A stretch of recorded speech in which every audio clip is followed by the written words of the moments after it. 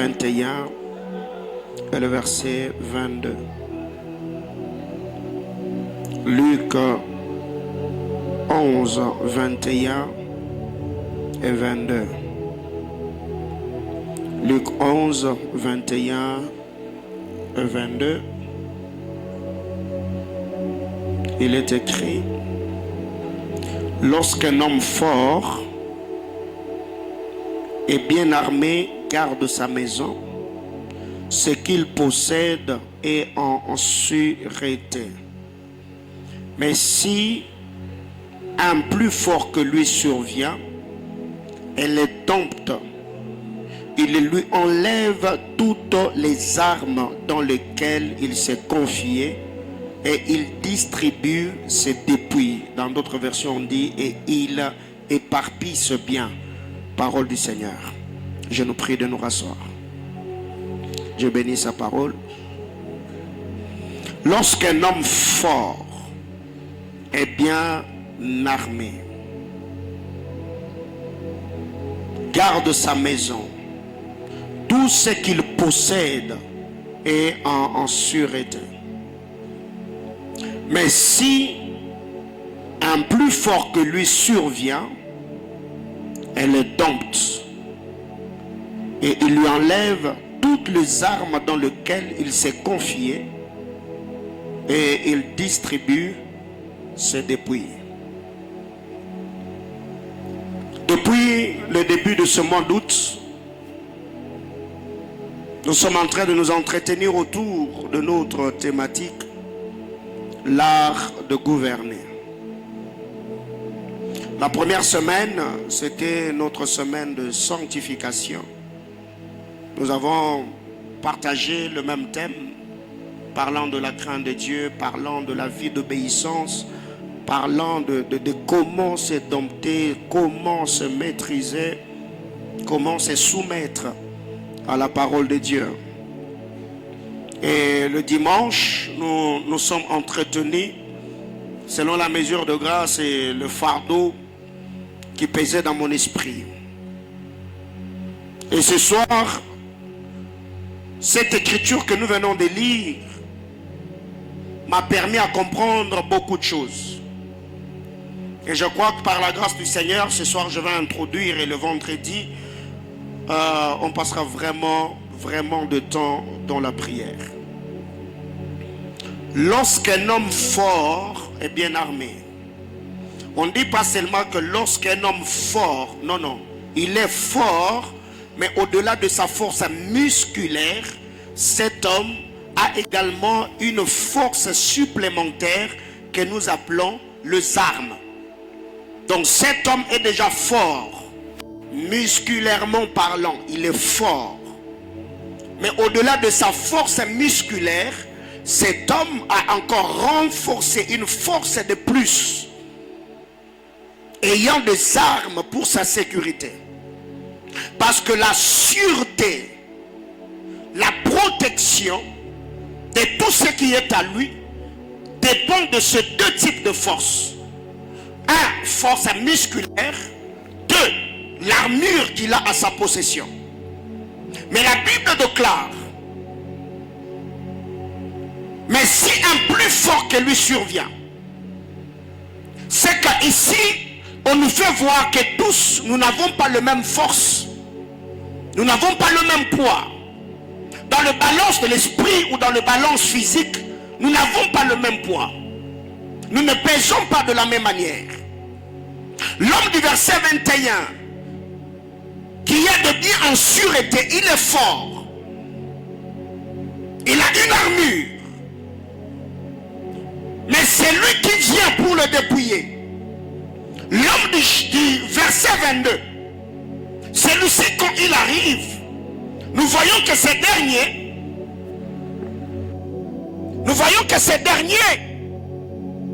a une force supérieure à celui qui a le bien. La Bible déclare la force qu'il a. Cette force va pousser cette personne à travailler d'une certaine manière afin de prendre le contrôle de celui qui a le bien. La Bible déclare quand celui-ci arrive, la première des choses, il va travailler pour dompter, pour maîtriser, pour gouverner, pour avoir la main sur celui qui a le bien. C'est qu'il ne va pas entrer directement dans sa maison, commencer à éparpiller, à gaspiller, à partager le bien que cet homme fort a. Non, la première des choses, c'est que l'homme fort, il faut d'abord le maîtriser. La deuxième des choses, on enlève les armes. C'est que vous verrez que ce dernier n'a pas seulement confiance dans sa force musculaire, mais aussi il a sa confiance dans les armes qu'il a sur lui ou qu'il a avec lui. La presse augmente le son. Alors qu'est-ce qui arrive? Vous allez vous rendre compte que le Seigneur, dans sa manière de faire, alors qu'il était en train de donner ce parabole, Jésus nous dit, cet homme a de bien, mais il y a quelqu'un d'autre qui est animé d'une mauvaise intention.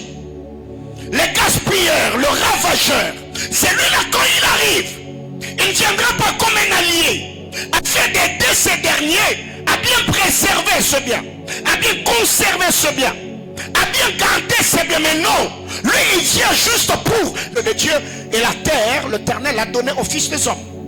C'est que sur la terre, l'homme se bat, l'homme livre des batailles de manière continuelle et permanente pour se faire une place.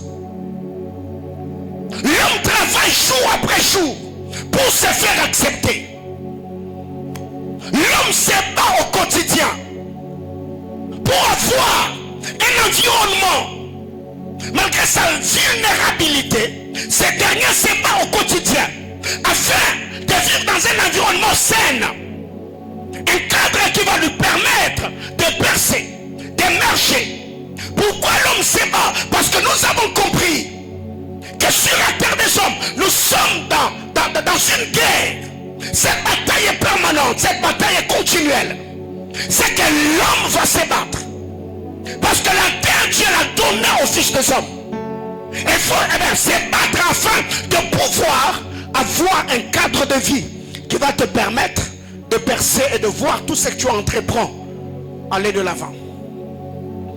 Première vérité ce soir est non. C'est lui qui est absent là où les grandes décisions se prennent finira par subir. C'est lui qui est absent dans l'environnement où les grandes décisions se prennent sur ce qui doit arriver aux hommes. Celui-là subira les décisions des autres. Au jour d'aujourd'hui, il y a certaines réalités qui se passent, par exemple, dans notre nation, sous notre cieux. Certaines choses que nous subissons, nous les subissons parce que nous ne sommes pas présents au milieu des décideurs. Ceux qui sont décideurs influents, ceux qui prennent des décisions sur telle et telle autre chose. Le fait d'être absent, tu subiras les décisions prises par les autres. C'est pourquoi Dieu, dans sa souveraineté, ce n'est pas en vain que me confie cette mission et ce mandat. Il m'a dit que le Seigneur va faire de nous des décideurs influents. Dieu va nous introduire au milieu des grands décideurs afin que nous puissions plaider pour ceux qui sont avec nous. Plaider pour ceux qui appartiennent à la famille des enfants de Dieu. Plaider pour le bien-être de ceux qui sont appelés du nom de l'Éternel. Les amis, vous devez comprendre que la vie, nous le savons très bien, est faite de plusieurs challenges, plusieurs batailles, plusieurs réalités auxquelles nous sommes confrontés. Mais si nous nous contentons seulement de venir à l'église et de rentrer, sans pourtant également élever notre esprit, en payant le prix de notre communion et notre marche avec le Seigneur, on aura une vie morose. Et cette vie chrétienne, voire même, finira par nous dégoûter, nous fatiguer. Pourquoi? Parce que nous serons toujours en train de tourner en rond. Et cela ne sera pas avantageux pour chacun d'entre nous. Que quelqu'un me dise Amen. C'est lui qui gouverne ton ciel, gouvernera aussi ta terre. C'est lui qui gouverne l'atmosphère spirituelle de là où tu es. Il aura également le contrôle sur tout ce qui se fera sur la terre des hommes. Celui qui gouverne le ciel gouvernera aussi la terre. C'est pour cette raison que vous devez comprendre. Élie est celui qui a gouverné, qui avait le contrôle sur le ciel des enfants d'Israël. Et celui qui avait également le contrôle, il avait la clé. C'est que pour qu'il y ait de pluie, il a fallu que le même Élie parle, prie pour que la pluie puisse pleuvoir. C'est pourquoi je vous ai toujours dit, quand vous arrivez à un endroit, la première des choses, ne vous battez pas d'abord pour avoir la beauté de la ville, le quartier, les belles maisons qui est, tout ce qui va avec. Mais non, l'homme spirituel est celui qui travaille afin de pouvoir travailler en assainissant le sphère spirituel pour que tout ce que lui va faire et va entreprendre dans ces milieux-là, que ça lui réussisse. C'est pourquoi quand vous lisez 2 Rois chapitre 2, la Bible déclare, c'est les fils de prophètes qui ont parlé à Élisée. On lui a dit, le séjour de la ville est bon, comme tu le vois, mais la terre est stérile, car les eaux sont amères. C'est que si tu vas dans ces contrées-là, la ville te donnera un séjour agréable, mais tu ne prospéreras jamais, parce que la terre ne te donnera pas le meilleur de ce produit. Et pourquoi la terre ne produit pas? Parce que les eaux de la ville sont amères. C'est que pour émerger dans ces milieux-là, c'est qu'il y a des choses qui doivent être faites. Il faut que les décrets apostoliques soient libérés dans le règne de l'esprit, afin de voir sa vie prospérer comme il se doit. Troisième vérité. Retenons que celui qui fait plus de sacrifices que toi aura le dessus sur toi. Dans l'art de gouverner, celui qui fait plus de sacrifices que toi dans le monde spirituel aura le dessus sur toi.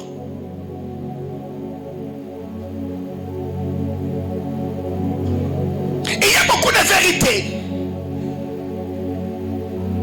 que beaucoup d'enfants de Dieu que nous sommes n'arrivent pas à comprendre dans la manière de faire de Dieu. Il faut payer le prix. Cette vie est faite de beaucoup de sacrifices. Et c'est quand je parle de sacrifice, je ne suis pas en train de faire seulement allusion aux offrandes, mais non. Tout le prix que le Seigneur va imprimer dans ton esprit, tous les sacrifices que Dieu va te demander de faire, plus tu obéis à ces derniers, plus cela sera en train de t'introduire dans une saison nouvelle. Ça va ajouter également un poids spirituel au poids que tu as. Et ça va te permettre ainsi à régner dans ton environnement et à voir ta vie être bénie comme le Seigneur l'attend. Parce que très généralement, imaginez-vous, vous qui êtes combattus, vous dormez, vous ronflez, vous ne jeûnez pas, vous ne sanctifiez pas, vous n'obéissez pas à la parole de Dieu, vous ne payez pas le prix. Mais la personne qui te combat, c'est celui-là ou celle-là qui toutes les nuits, elle va dans la sorcellerie, elle envoûte les gens, elle parle. Ce n'est pas parce que tu viens à l'église que tu auras les dessus sur la personne. Parce que je vous ai toujours dit que la vie est faite de challenge, la vie est faite de bataille. C'est que vous devez comprendre qu'à un certain niveau, nous l'avons toujours dit, ce qui différencie ceux qui échouent de ceux qui réussissent, c'est que ceux qui échouent font de foi, c'est que ceux qui réussissent font comment? Souvent. C'est que la vie chrétienne, vous ne devez pas prier seulement quand ça va. Non. Quand ça ne va pas, j'ai pris pour avoir. Quand je prierai aussi pour sécuriser ce que j'ai. Ça veut dire quand je n'ai pas de mariage, j'ai prié pour que Dieu me donne le mariage. Dès que je me marie, je prierai pour sécuriser le mariage que Dieu m'a donné. Ce qui fait que j'irai de prière en prière, de prière en prière, de prière en prière. Parce que ce qui s'obtient de Dieu ne se conserve qu'en Dieu. Ce que tu as reçu de Dieu, tu peux garder ces choses que dans le Dieu qui t'est là, donné. Mais regardez comment nous vivons. Est-ce que depuis le matin tu as prié? Depuis le matin, est-ce que tu as ouvert ta Bible? As-tu médité la parole de Dieu? Depuis le matin, est-ce que tu as eu le temps d'adorer? Non, mais pourquoi? Parce que je te pressais. Je devais aller au boulot. Et ça allez vous rendre compte qu'on est en train de devenir de plus en plus faible. On est en train d'être fragilisé, marginalisé. Pourquoi? Parce que la force spirituelle On a mis certains principes, certaines priorités de côté et nous vivons maintenant comme des communs des mortels. Et surtout en ces temps de la fin où le Satan a relâché dans le règne de l'esprit plusieurs esprits maléfiques, démoniaques qui détruisent les familles, qui attaquent le mariage, qui bloquent la vie des gens. C'est en ces moments comme celui-ci que toi tu prends l'option d'être distrait. Ah mais non, il faut être sérieux. Une autre chose, celui qui maîtrise ou maîtrisera le principe qui font ta force aura le dessus sur toi. Celui qui maîtrise le principe qui fait ta force aura le dessus. Allez poser la question à Samson. Il vous dira quelque chose. Posez la question à Samson. Dieu peut te donner une instruction saisonnière. Dieu te dit en cette période, le travail, le mariage, ta santé, ton onction, fais telle et telle autre chose, prie de telle et telle autre manière. Mais Dieu ne t'a pas dit va raconter aux gens. Et quand tu vas quelque part, les gens te posent des questions. Mais ces derniers temps, on voit vraiment que ta vie ça va. Ah oui, ces derniers temps, le Seigneur m'avait dit de prier à chaque 2 heures du matin. Est-ce que Dieu t'a dit de partager?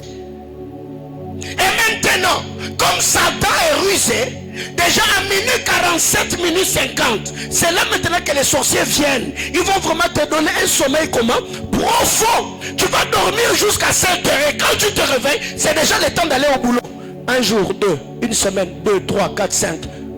Tu perds la vie de prière et tu verras que la vie qui était en train d'atteindre certains paliers ou certains niveaux, tu vas commencer à dégrader petit à petit. Tout ce que Dieu vous donne comme instruction, tout ce que vous avez comme révélation, les choses ou les secrets qui font votre force, vous n'êtes pas toujours obligé à les partager avec les autres. Le problème, par moment, nous partageons ces choses parce que on veut se faire important. On veut juste attirer l'attention, la sympathie de ceux qui sont autour de nous. Oh non, moi tu vois, moi par moment quand j'ai fait telle chose, les exploits que j'ai dans tel et tel autre domaine, c'est parce que je fais telle et telle autre chose. Oh non, est-ce que Dieu t'a dit partage? Non. Ce qui fait qu'aujourd'hui, il y a plusieurs personnes qui ont reçu certaines instructions par rapport à cette saison. Fais ça, fais ça. Et depuis que tu as partagé avec d'autres personnes, tu vois que jusque-là, ces disciplines-là, tu ne fais plus. Et aujourd'hui, ta vie, tu as commencé à voir certains blocages, certaines stagnations, certaines réalités qui vont à l'encontre des choses ou des promesses que tu as reçues de Dieu. L'art de gouverner. Alors pour ce soir, parlons de la gouvernance. Que faire pour gouverner? Que faire pour imposer notre autorité? Spirituellement parlant, bien sûr. Qu'est-ce que je dois faire? Depuis le dimanche antérieur, nous avons partagé sur beaucoup de choses. Mais retenons au moins pour ce soir que l'on peut gouverner par l'héritage spirituel. Notre héritage spirituel. Par cet héritage, on peut gouverner et exercer l'autorité spirituelle dans notre environnement. 2 Rois chapitre 2, le verset 3, le verset 15 et le verset 16. Par l'héritage spirituel. Quand je parle de l'héritage spirituel, il y a l'onction, l'impactation, le manteau, la communication de grâce, des dons spirituels, bref, tout ce que nous recevons du Seigneur par le canal de son oin ou de son esprit. Ça, c'est notre héritage. C'est notre revêtement. C'est ce qui fait notre force. Quand vous lisez la parole de Dieu dans cette histoire, c'est l'histoire de Élie et Élisée. Et les fils de prophètes qui étaient à Jéricho, à Bethel, ainsi de suite. Et à Gilgal aussi. Il s'est fait que quand Élie et Élisée sont arrivés à Jéricho, le fils de prophète qui y était, s'adressant à Élisée, lui ont dit: sais-tu que ton maître sera enlevé aujourd'hui au-dessus de ta tête? Élisée leur répondra: nous connaissons cette histoire. Oui, je le sais. Mais vous, taisez-vous. C'est que là, Élisée était leur frère. Élisée était disciple comme eux. Mais après que Élisée ait reçu le manteau, au verset 15 et le verset 16, Ceux qui lui tenaient tête à tête lui disant, sais-tu que ton maître sera enlevé aujourd'hui? Eux-mêmes s'appellent serviteurs. Quand Élisée a traversé le Jourdain, la Bible déclare, ces personnes sont allées auprès de lui. Ils se sont jetés à terre, disant à Élisée, tes serviteurs sont disponibles. Envoie-nous. On accepte de te servir. Qu'est-ce qui les a fait? Qu'est-ce qui les a mis à genoux? Qu'est-ce qui les a poussés à se soumettre à Élisée? Ce n'est pas qu'Élisée avait reçu autre chose, mais non. Il n'a pas changé. C'est le manteau qui est venu sur lui, qui a poussé les autres à se soumettre et à devenir ses serviteurs. C'est que par rapport à gouverner, on peut gouverner par l'héritage spirituel. L'énergie spirituelle que Dieu te donne, la force spirituelle que Dieu te donne, les habiletés, les talents, les capacités, tout ce qui est spirituel, que le Seigneur te communique par l'utilisation de ces choses. Tu peux imposer ton autorité et voir ta vie briller de la plus belle de manière parmi ceux de ta génération. Ils étaient tous frères. Mais quand l'onction est venue, automatiquement, il y a eu un shift. Posez la question à Joseph. Il n'était pas le né, moi encore le deuxième. Il était le 11e de la famille de Jacob. Mais quand le manteau est venu sur lui, plus tard, Jacob va appeler Joseph le prince de ses frères. Il était au-dessus d'eux. Et quand vous lisez la Bible dans le livre de Genèse, Jacob dira à Joseph, à toi, je te donne plus que tes frères. L'héritage spirituel l'a donné la capacité de gouverner au milieu de ses frères. Pire encore, c'est quand nous voyons des gens dans l'église. Ils se battent pour des postes, ils s'accusent auprès du pasteur, ils font des choses flattantes de gauche à droite juste pour se maintenir frère. C'est vraiment être faible. Cherche l'onction de Dieu, cherche la grâce de Dieu, cours derrière la gloire du Seigneur. Quand ça viendra sur toi, ça peut t'imposer au milieu de ceux de ta génération. Quand l'homme est dans sa saison, ça ne se discute pas. Dieu t'impose, il t'impose et c'est tout. Et tous ceux qui seront autour de toi seront obligés de faire comment?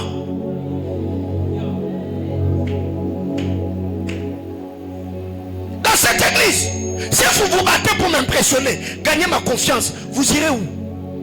Moi-même je suis nulle part. Vous irez où? Je te donnerai quoi? Qu'est-ce qui va changer ta vie? Oh non, il faut que le pasteur me voie, il faut que le pasteur me remarque, je vais entrer au bureau. Mon frère, moi-même là, je suis en train de chercher Dieu. Mais toi, au lieu d'aller chercher Dieu, toi tu es en train de courir derrière le pasteur. Tu auras quoi? Dis à ton voisin, cherche Dieu. Pire encore, c'est quand l'on voit aujourd'hui, c'est à notre honte qu'on l'a dit, que des empoisonnements, des trahisons au milieu des hommes de Dieu. Même si tu me tues aujourd'hui, tu ne vas pas prendre ma place. Tu ne vas pas hériter de ma grâce. Le Dieu qui a fait avec l'un, il est aussi celui qui peut faire avec l'autre. Alors ce que je vois dans la vie de mon frère, c'est un appel à une dimension prochaine où je dois le payer le prix à chercher Dieu. Au lieu de le jalouser, je le prendrai comme un matériel didactique de ce que Dieu est capable de faire avec les hommes sur terre. Au lieu de les jalouser, je me tournerai vers le Seigneur. Comme Dieu l'a fait avec lui, j'ai pris que tu le fasses aussi avec moi. Je paierai le prix autant que je peux. Si je sens que ça n'arrive pas, j'irai chercher la personne, je lui poserai des questions. Comment tu pries? Comment tu jeûnes? Comment tu gères ta vie? Comment tu as fait pour arriver là où tu es? Et je crois que Dieu est capable de le faire. Bien-aimés frères, où sont ceux qui ont la mentalité et l'esprit de Marie? L'ange Gabriel visite Marie. L'ange parle à Marie en train de présenter des doutes. L'ange dira à Marie, ta sœur Élisabeth, elle aussi, elle est visitée. Elle est dans son 6e mois. Mais au lieu que Marie jalouse, elle dit, ah, donc si Élisabeth est dans son 6e mois, c'est que c'est possible. Marie croit, après avoir cru, elle s'éleva. Elle alla vers Élisabeth.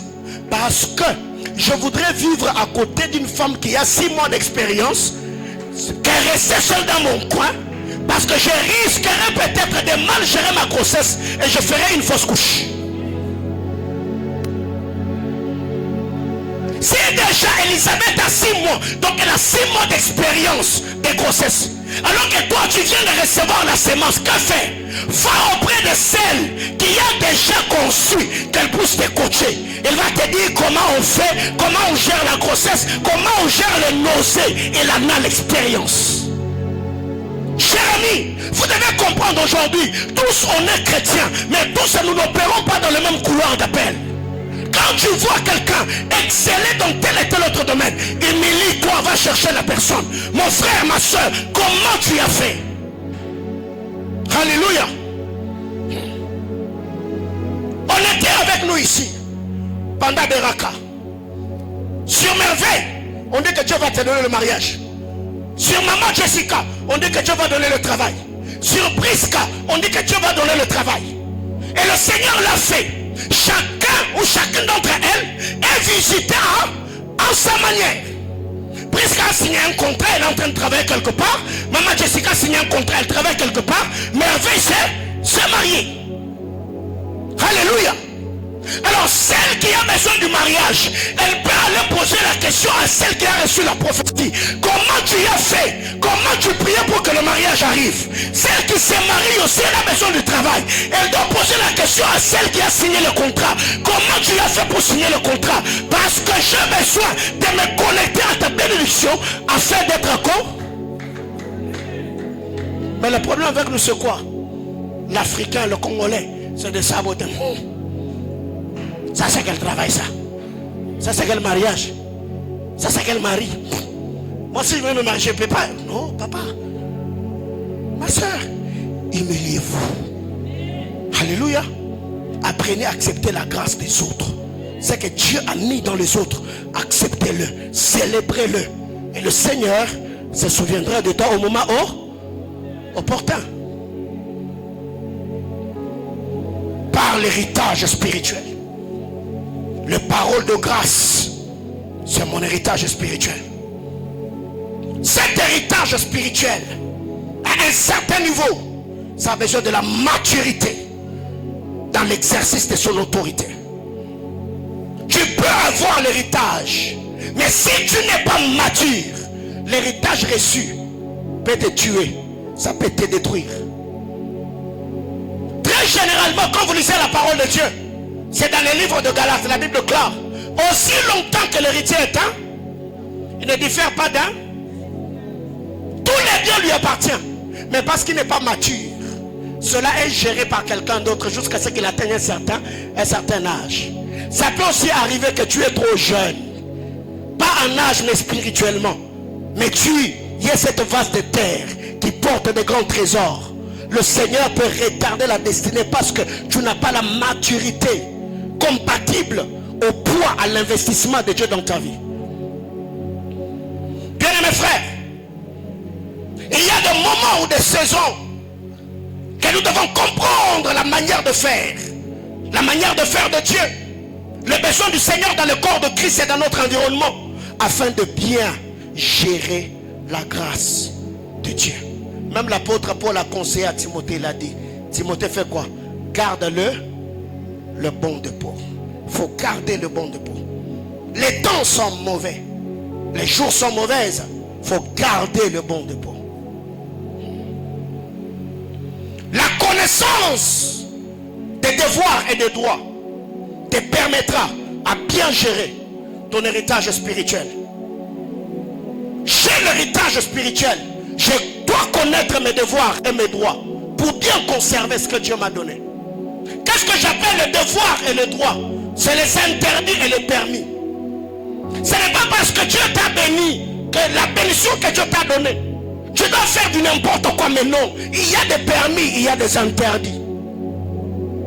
Et ce qui est interdit pour l'autre ne le sera peut-être pas pour moi. Ce qui est permis pour l'autre ne le sera peut-être pas pour moi. C'est pour cette raison, vous qui savez que vous avez de grandes destinées, vous devez apprendre à vous mettre à jour dans votre consécration. N'ayez pas une crainte de Dieu, une consécration mutuelle ou collective, mais non. Chacun d'entre nous a une grâce particulière.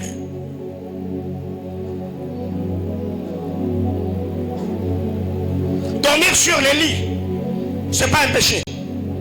Mais ça peut le devenir pour toi parce que tu es dans une saison de consécration particulière avec Dieu.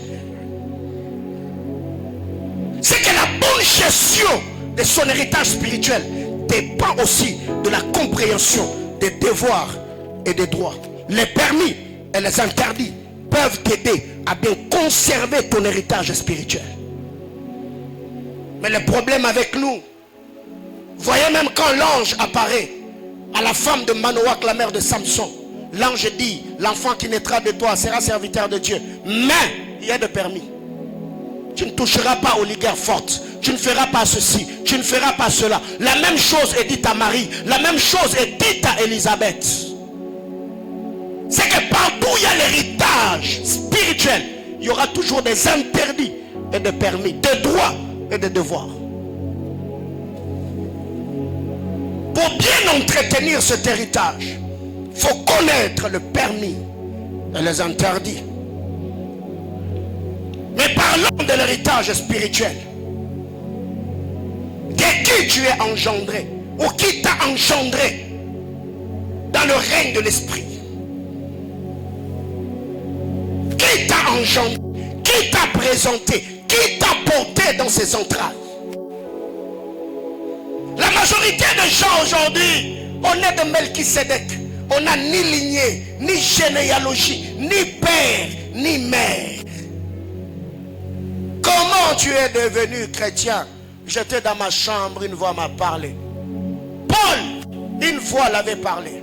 Le Seigneur lui est apparu. Mais après l'apparition, Dieu lui a placé au pied de quelqu'un.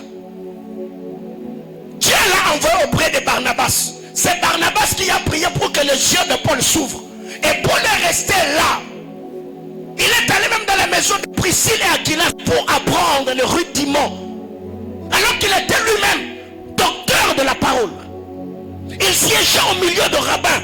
Mais à la vie de Dieu, Paul était étranger. Il a fallu qu'il s'asseye, que d'autres personnes lui apprennent, que d'autres personnes l'enseignent.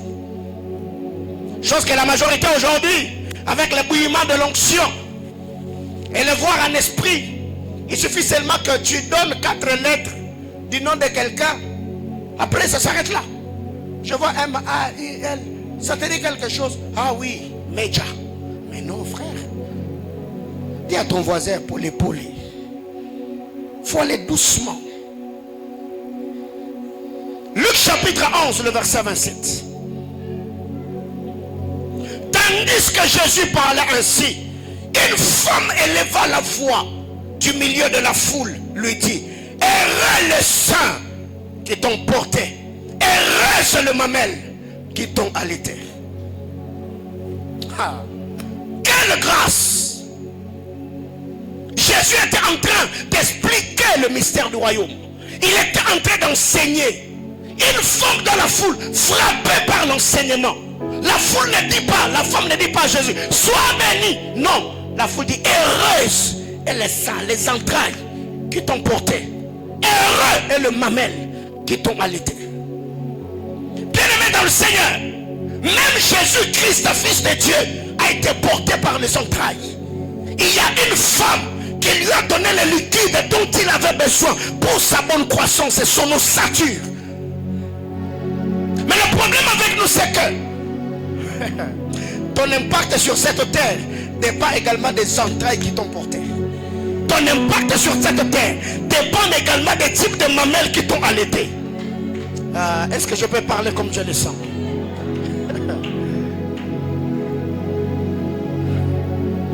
Vous savez, tous les enfants ne sont pas placés dans le même plateforme avant leur naissance. Tous, nous sommes sortis des entrailles de femmes, mais toutes les entrailles n'engendrent pas les mêmes étoiles. Toutes les entrailles n'engendrent pas la même grâce. Toutes les entrailles n'engendrent pas les hommes de la même carrure.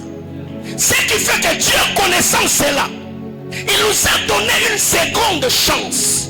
Dieu voit que les entrailles qui ont porté cet homme, les plateformes qui l'ont introduit dans le monde, ne l'ont pas béni.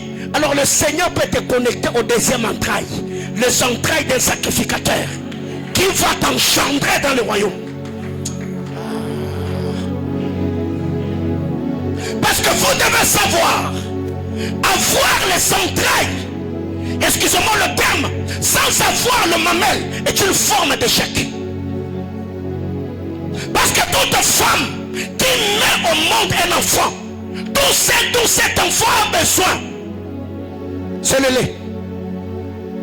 C'est pourquoi vous allez vous rendre compte, la fille de Pharaon a pris Moïse. Mais parce que comme Moïse n'était pas sorti de ses entrailles, elle n'avait pas la poitrine pour l'allaiter.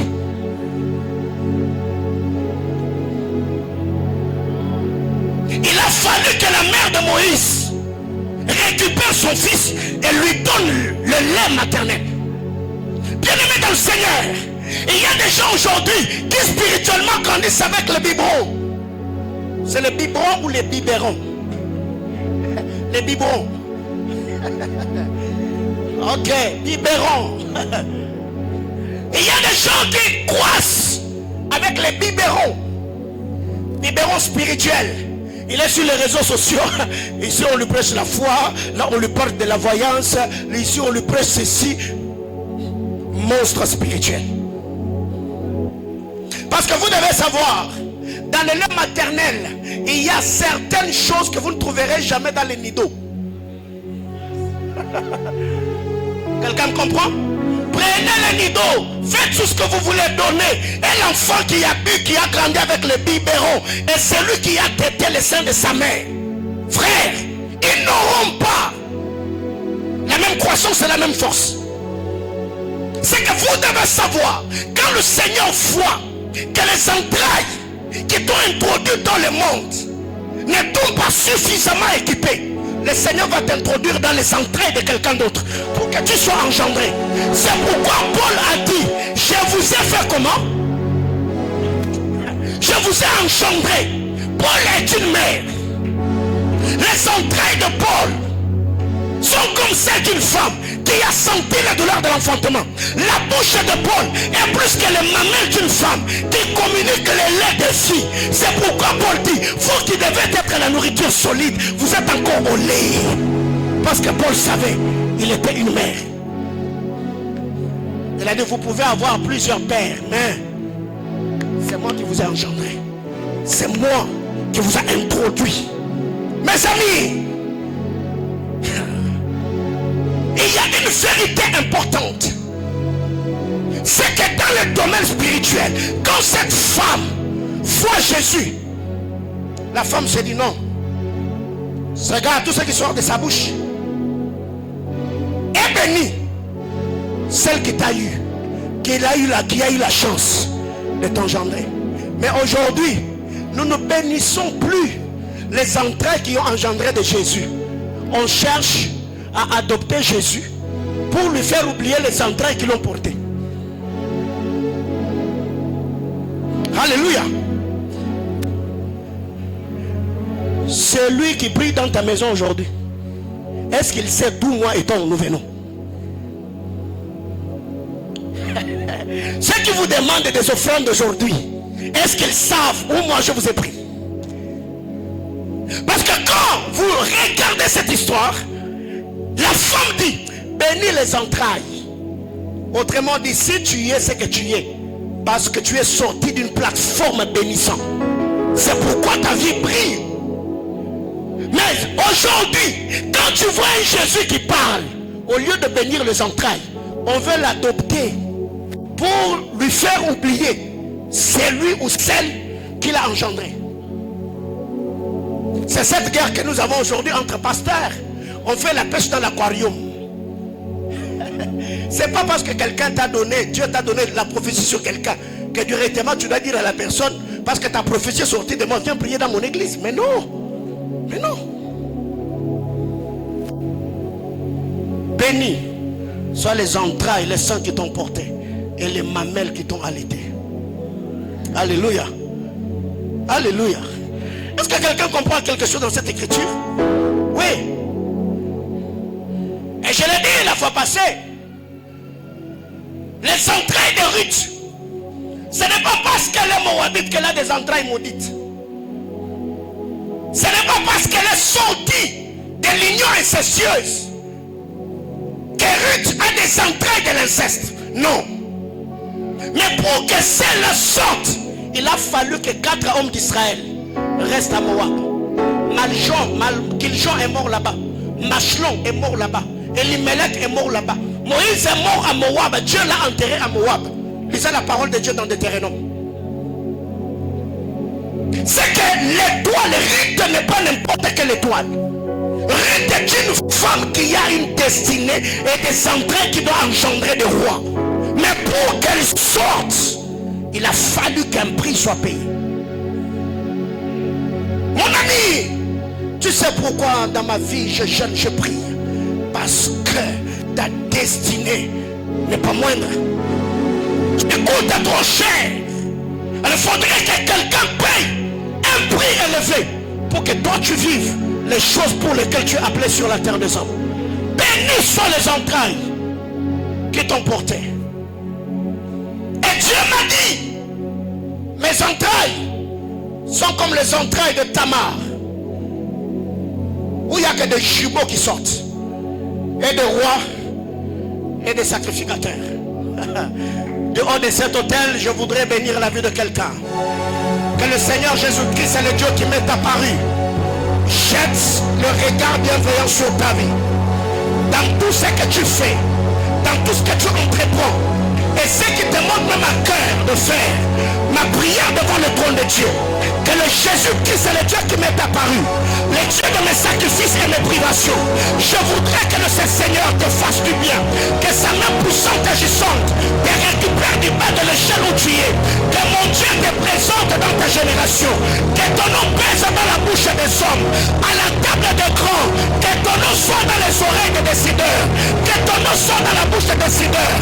Je te connais aux alliances du Dieu de mon appartenance, que ces choses luttent pour toi, dans la nuit comme le jour, dans le veille comme le sommeil. Je te déclare béni, tu es béni de Dieu, ta vie est bénie, tes entrailles sont bénies, de toi ne sortiront pas des enfants qui seront des koulouna, de tes entrailles ne sortiront pas des enfants qui seront de ratés, de tes entrailles ne sortiront pas des enfants qui seront de chèques. Je décrète et déclare que tes entrailles soient bénies, que tes entrailles soient bénies, que tes entrailles soient bénies au nom de...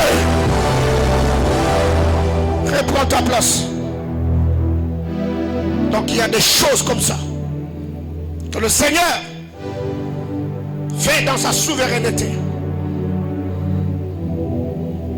Éleva la voix du milieu de la foule. Errez le sein qui t'ont porté. Errez le mamelle qui t'ont allaité. Je sais et je sais que je serai béni dans la maison et je serai béni aux portes de la ville. Parce que ton succès et ta réussite pousseront les gens à se poser des questions. Tu pries où? C'est qui ton pasteur? Est-ce que je parle à quelqu'un? Je ne le dis pas pour t'encourager, je le dis comme des décrets apostoliques. Plusieurs personnes aujourd'hui, la fois passée je vous ai dit, la femme de mon fils Bruno est allée à l'hôpital. La position de l'enfant ne permettait pas à son épouse de mettre au monde. Ils sont venus au bureau, on a prié. J'ai déclaré, j'ai dit, tu vas accoucher par la voix basse. Et cet enfant, je l'ai appelé par son nom. Je lui ai donné des ordres. Retourne-toi et tu vas sortir sans le laisser de déchirer à ta mère. Quand ils sont allés à l'hôpital, le médecin a fait l'échographie. Il a dit, Ouaya, ça n'arrivera que par la voix haute. Mais le jour de l'accouchement, quand le médecin regarde, l'enfant est dans la bonne position. Et le médecin n'en revenait pas. Ils ont posé la question, si vous priez où? Je disais qu'aux portes, il y a des bureaux, il y a des familles où je serai béni à cause de la qualité de ta vie. Les gens se poseront des questions. C'est quoi ton église? C'est qui ton pasteur? Et je crois, la Bible Bible déclare en ce temps-là, plusieurs saisiront un juif au pont de la robe et lui diront, nous irons avec toi parce que nous savons que vous avez Dieu. Diront de cet hôtel, j'ai pris que mes entrailles, que le Dieu que je cherchais, le Dieu que je servis et que je continue de servir, bénisse ta vie. Ce soir, du haut de cet hôtel, je connecte mon esprit à ton esprit, je connecte mon onction à ton onction, je connecte mon âme à ton âme, je connecte mes hôtels à tes hôtels. Que le Dieu que je sais devient l'ennemi de tes ennemis. Le Dieu que je sais combat ceux qui te combattent. Je te connecte aux sommes importantes de ta saison. Que rien ne te rate, que rien ne te loupe. Ça te touchera, ça t'arrivera, tu témoigneras. Je disais, tu témoigneras la fidélité de Dieu. Reprends ta place. Heureux le sang, heureuse le mamelle. Mes entrailles sont bénies, ma bouche est bénie. Yes, je disais que mes entrailles sont bénies. Il n'y a pas un homme que Dieu a introduit dans le monde sans le placer dans le plateforme qu'on appelle entrailles. À moins qu'il soit un extraterrestre, une machine ou un robot. Mais si c'est un homme, tous ceux qui naissent sur terre sortent de plateformes. Ça, vous devez savoir, il y a des entrailles qui influencent même la destinée des hommes. Il y a des entrailles bénies. Même ceux qui sortent des entrailles compliquées, Dieu vous donne toujours une seconde chance. Il y a d'autres entrailles, les entrailles d'un sacrificateur qui vont te récupérer. On t'enchante pour t'introduire. Et ce soir, si tel est le cas, le plateforme dans lequel tu es sorti, je parle de ta famille. Il y a des malédictions, il y a des liens, il y a des incapacités. Les gens n'étudient pas, les gens ne se marient pas, les gens ne prospèrent pas, les gens ne finissent pas les études. Moi, je viens ce soir comme prêtre de l'Éternel, comme j'étais en train de dire à quelqu'un que le Dieu des alliances, que ce Dieu marche avec toi, que ce Dieu te prenne de la même manière que le père Jacob arriva en Égypte. Il a pris Ephraïm, il a récupéré Manassé, les connectant ainsi aux bénédictions d'alliance. Je viens parler à quelqu'un. Moi, Dieu m'a sorti de cette plateforme où il y avait des problèmes. Il m'a connecté aux entrailles de quelqu'un qui était en alliance avec lui. Et aujourd'hui, je suis de cette alliance. De la même manière que Dieu l'a fait avec moi, je te récupère, je te prends de cette plateforme qu'on appelle famille, où il y a le lien, où il y a le blocage, où il y a la stagnation, où il y a la malédiction. Du haut de cet hôtel, j'active la loi de l'adoption. Même toi qui es venu pour la première fois, même toi qui me tues en ligne, le fait d'être en contact avec le son de ma voix, cela est suffisant, parce que Bartimée n'avait jamais vu Jésus. Il a fallu qu'il entende une fois dire amenez-le. Cela est suffisant. Du haut de cet hôtel, j'étais en train de dire à quelqu'un, le Dieu de toute grâce, il est celui qui marche avec les hommes. Je ne sais pas s'il faut que j'arrête ou que je continue. La Bible déclare dans le livre de Luc, chapitre 1er, au verset 38, c'est Marie qui parle. Elle dit à l'ange qu'il me soit fait selon ta parole. J'étais en train de dire à quelqu'un, il te sera fait selon la parole. Qu'est-ce que la parole dit? Par les meurtrissures, nous avons été guéris. Il te sera fait selon la parole. Qu'est-ce que la parole dit? Mon serviteur montera, il se lèvera très haut. Je disais à quelqu'un que ça t'arrive selon la parole. La Bible déclare, il n'est pas bon que l'homme soit seul. Dieu a fait un homme pour une femme pour un homme. Je disais à quelqu'un qu'il te soit fait selon la parole. Es-tu malade? La Bible déclare, vous me servirez. Je bénirai votre pain, je bénirai votre eau et j'éloignerai la maladie du milieu de vous. Je décrète et déclare qu'il te soit fait selon la parole. Il est dit dans la parole, dans ma maison il y aura ni femme stérile, ni bête qui avorte. Du haut de cet hôtel, j'étais en train de dire qu'il te soit fait selon la parole. Ça c'est ce qui est dit. Et si le Seigneur me demandait qu'est-ce que je pense étant ton pasteur, pour que lui passe par les paroles sortant de ma bouche pour l'accomplir, je dirais à Dieu, je voudrais te voir heureux, qu'il te soit fait selon ma parole. J'étais en train de dire, je voudrais bénir ton mariage, qu'il te soit fait selon ma parole. J'étais en train de dire à quelqu'un, le Dieu de toute grâce, il marche avec les hommes, te prenant de nulle part, pas à pas, vers l'accomplissement des promesses de Dieu. J'entends quelqu'un taper les mains de son voisin en lui disant, on le fait selon la parole. Je suis béni selon la parole. Qui est élevé selon la parole. Je suis affermi selon la parole. Dieu m'élève selon la parole. Dieu me régira selon sa parole. J'aurai des enfants selon la parole. Mes affaires prospéreront selon la parole. Il le fera pour toi. Ma vie brillera selon la parole. J'irai de l'avant selon la parole. Tape la main de ton voisin et dis-lui selon la parole. Selon la parole. Moi c'est la parole. Ma vie c'est la parole. Mon ministère c'est la parole. Mon foyer c'est la parole. Ma destinée c'est la parole. Même si je ne vois rien, j'ai besoin de la parole. Je ressemble aux ténèbres primitifs, informe et vide.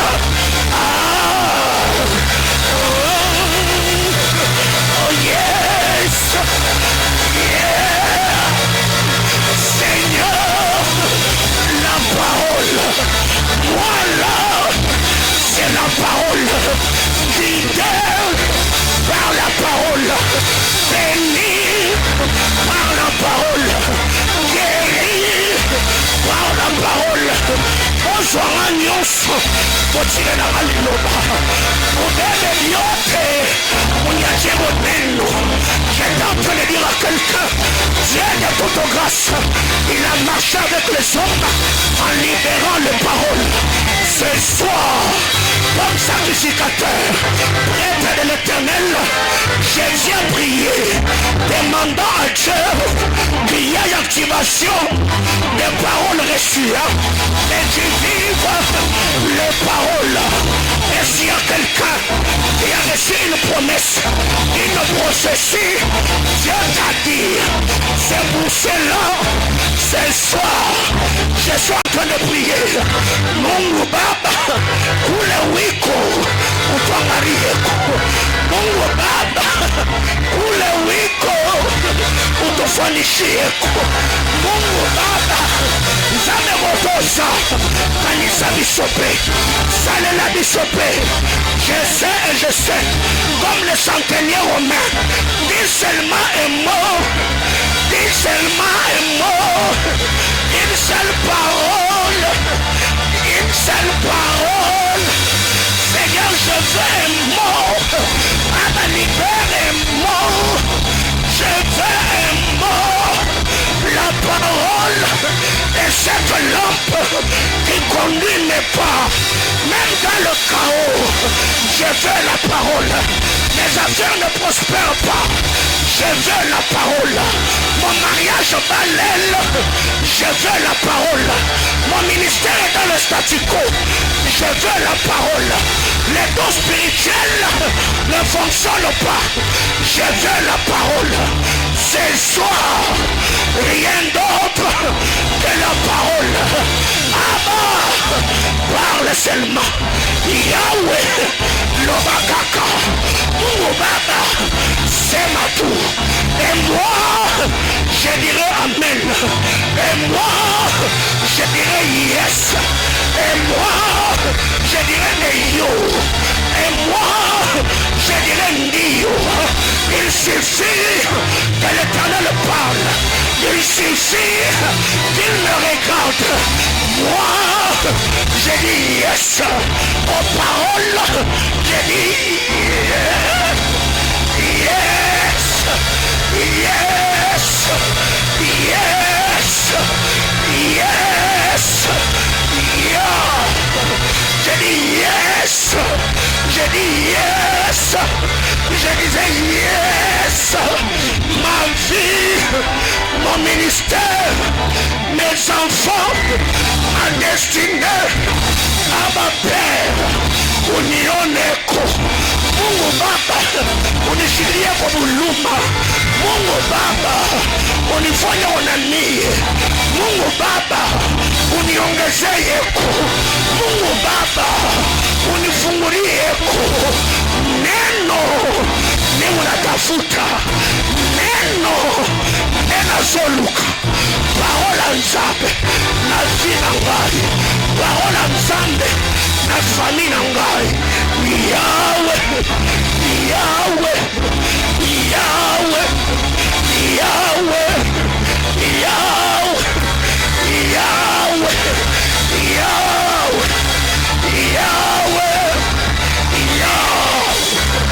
Yahweh, Yahweh, yes, quand Dieu dit un mot, la chose arrive. Aux paroles de Dieu, je dis yes. Aux promesses de Dieu, je dis yes. Même si je ne vois pas, je dis yes. Ce que j'ai vu dans la maison de mon père, les étoiles, la lune, le soleil, à ça, je dis yes. Les gerbes qui se levèrent et se prosternaient, à ça, je dis yes. Yes. Yes. Yes. Yes. Yes.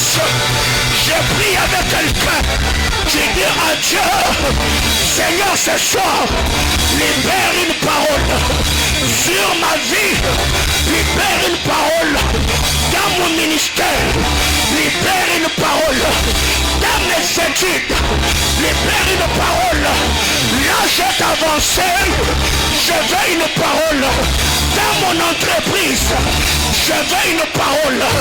Mes entrailles, je veux une parole.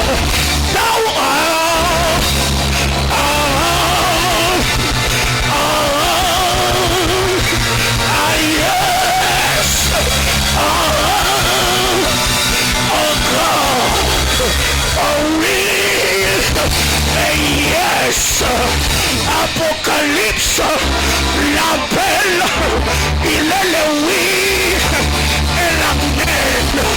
Il est le oui et l'amen. Il est le oui et l'amen. C'est le nom de mon sauveur. Il est le oui et l'amen. J'ai dit oui et amen. J'ai dit yes.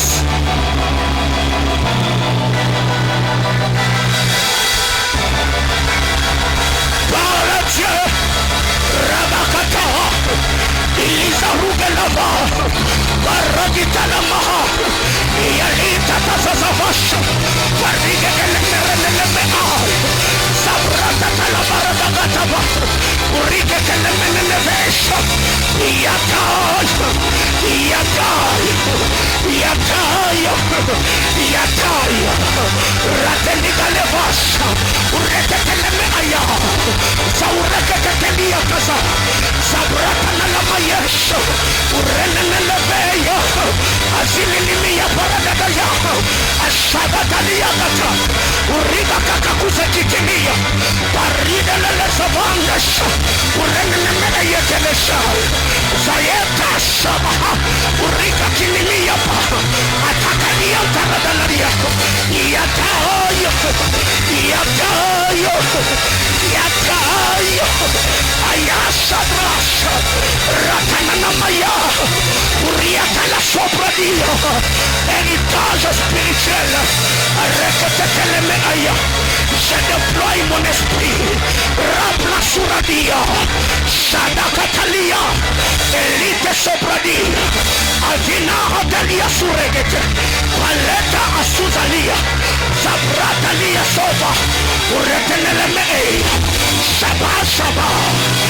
Yara Batais, Lutelia Turabia Kote, Aziderenelemea Katash, Barida Nadakata, Yatai, Yatai, Yatai, Yatai, Yatai, Yarabasa, Shabratia Zufa, Ritelimia Tabas, Retetelemea Mekereba, Aya Supalia Paridia, Esotelia Terra de Leves, Mariga Takatania, Etulele Terra de Leveia, Zaya, Zaya, Zaya, Zaya, Raya Tazavas, Alia Saba, Rania Lavata, Sawitanga Little Mazi, Arakatalabahaya, mon ministère, Sopalia Kalia,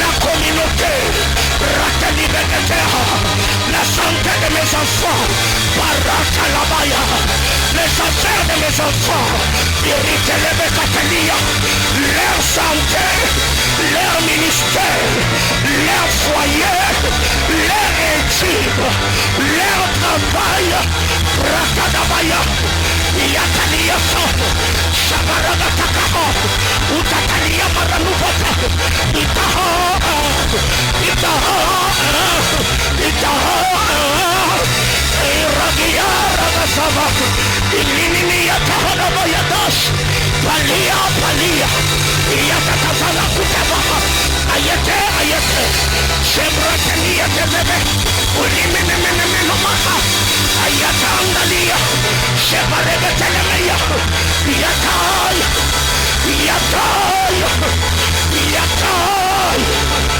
Yatai, Yatai, Shabaritaya, Yetarabastata, Utamiria Paradia, Itelemerne Levate, Sopalia Paria, Azua, Azua, Azua, Azua, Azua, yes, yes, yes.